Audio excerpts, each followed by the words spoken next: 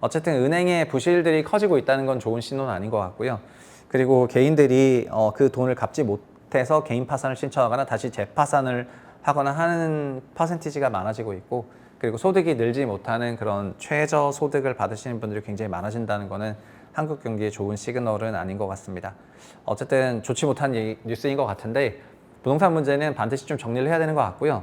공급이라든가 부동산 부양 정책 몇 개로 해결되는 것이 아니라 시스템적으로 풀지 않으면은 도저히 풀 수 없고 영원히 풀 수 없는 문제가 이제 지방 부동산 문제가 되고 있습니다.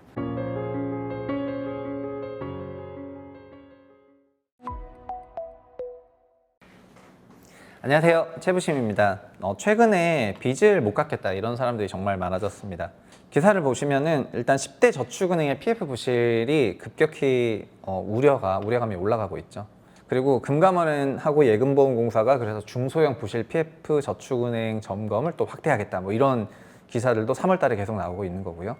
금융업권별로 보면은 건설하고 부동산업에 이제 대출을 해주는 거가 고정이하 여신이라 그래가지고 우리가 리스크 관리해야 된다고 생각하는 그런 대출들, 이런 거가 비중이 보시면 정말 폭발적으로 늘어나고 있습니다. 23년 1분기에는 4%였는데 5%, 7%, 12%, 19%, 약 지금 20% 비중이 건설업은 고정이하 여신으로 사실상 부실화될 가능성이 있는 그런 대출이고요. 그 다음에 부동산업으로도 14% 정도, 15%에 가까운 값이 되는 거거든요. 그러니까 1년 전이랑 비교하면 4%에서 14%로 거의 한 3답을 난 거고, 여기는 4%에서 20%로 이제 한 4-5배 상승한 그런 값이 되겠습니다. 그래서 의원실에서 금융기관 연체액을 한번 조사를 해봤고, 이게 3.1절 연휴에 기사가 났어요. 근데 이자 갚기 버겁다 이런 식의 내용으로 났습니다. 금융권 대출 연체액이 일단 역대 최대입니다. 그래서 표를 정리해 봤는데 거기 이렇게 나와요, 빨간색으로. 일단 21년 말에 연체 건수가 11만 건이었고 금액은 4조 원이었는데, 지금 보시면은 연체 건수가 36만 건이고 금액은 12.7조 원 정도 되는 그런 상황이다, 이렇게 말씀을 드리겠습니다. 그러니까 연체 건수도 3배 급증했고 금액은 4배 급증을 했죠. 저축은행도 보면 저축은행 진짜 심각한 게, 저축은행 연체 건수가 23.6만 건에서 65만 건, 어마어마하죠. 어마어마하고요. 그 다음에 금액은 2조 5천억에서 9조 원이 되었습니다. 그러니까 메인 은행에서 보면은 은행업에서 12.7조 원인데 저축은행이 9조 원대로 올라갔다니까요. 그리고 연체건은 메인은행은 36만 건, 저축은행 65만 건. 그러니까 규모가 훨씬 작은 저축은행에서 연체가 저렇게 폭증을 했기 때문에 지금 저축은행과 관련해서 리스크가 굉장히 커졌고, 그리고 사실 메이저 은행들도 연체 금액이 적지 않다, 이렇게 생각하는 것입니다. 이거면 그냥 연체 급증하다 보니까 뭐 당연히 현장검사 나가겠다, 막 이런 얘기가 바로 난 거고요. 근데 이렇게 저축은행 PF 부실이 커진 이유는 당연히 미분양 때문이고, 제가 지난번 시간에 미분양을 한번 설명했었는데, 일단은 미분양은 보시는 것처럼 22년 하반기에 이렇게 급증을 했거든요.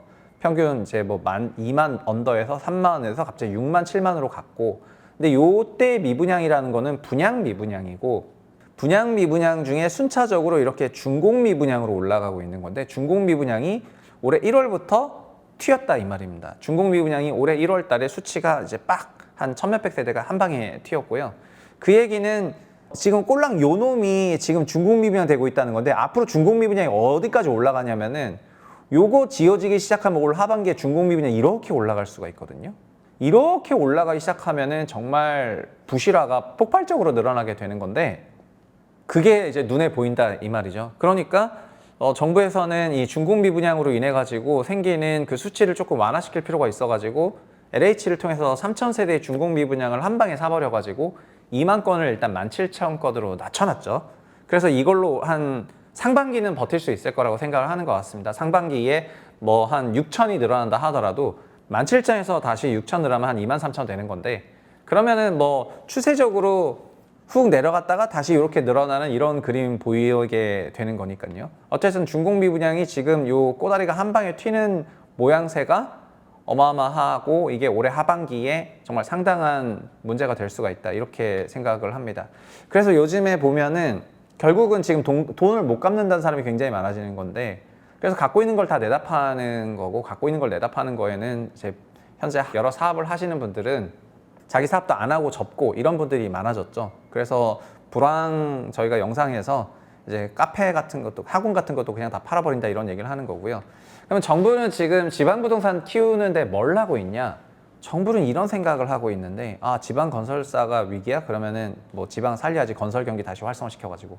그래서 철도 지하화 4조 3천억을 넣어가지고 부동산 개발로 최악의 경기를 띄우겠다, 뭐 이런 얘기를 하는 겁니다. 여러분, 지금 부동산에 4조 원의 그 공사를 그럼 지방이 만들어오면 지방 건설 경기가 좋아지냐? 4조 원 돈 쓴 만큼 고용이 만들어지니까 좋아지죠. 근데 이게 GDP 기준으로 보면은 결국 정부 투자가 발생하면은 G값이 커지기 때문에 그게 GDP에는 개선이 되는데, 지금 현재 지방의 건설 경기나 부동산 경기가 안 좋은 이유는 초저출산이랑 지방 소멸이랑 수도권 과잉, 수도권 일극화라고 하는 그런 피크아웃 상황이 만들어낸 복합적인 상황과 여건이지, 이제 지방이 과거 우리가 생각하는 그런 지방이 아니다, 이 말이 되겠습니다.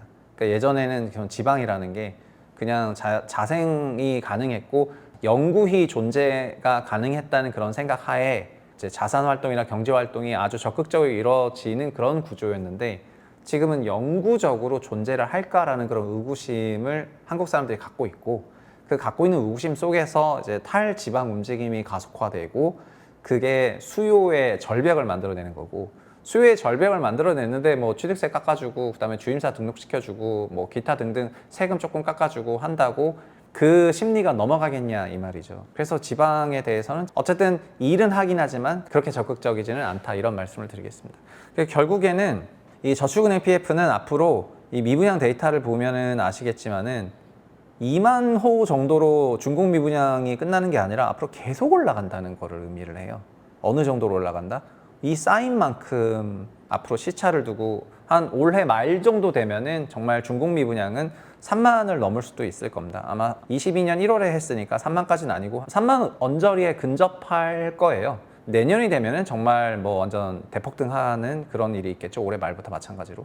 그래서 아마 하반기에는, 올해는 뭐 지금 계엄탄핵 전국이고 선고가 3월 중에 있을 거라는 게 일반론이고, 3월 중에 있다면은 이제 아마 5월에 선거가 있을 수가 있는데, 물론 지금 이런 얘기하면 또 채널에 뭐 부정선거 영상도 안 봤냐 뭐 이런 댓글이 엄청나게 달릴 거라고 저도 생각하는데, 어쨌든 저는 그냥 올해 조기 대선이 있을 것 같고요. 조기 대선을 하게 된다면 하반기에는 상당한 경제 위기가 있을 것 같거든요.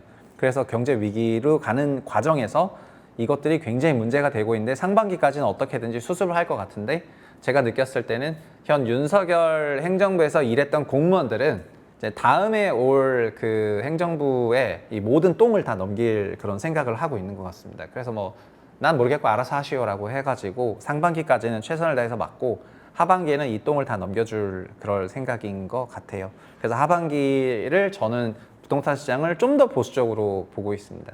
상반기는 뭐 작년 말에 미국 주식이든 뭐든 이렇게 해서 돈 버신 분들이 조금 있고, 그런 분들이 코인도 마찬가지고 뭐 투자도 할 법한 그런 상황이라 생각하는데, 근데 하반기로 가면 갈수록 이제 그렇지 않을 상황이 만들어질 거라고 생각해가지고 하반기를 조금 더 안 좋게 보고 있습니다.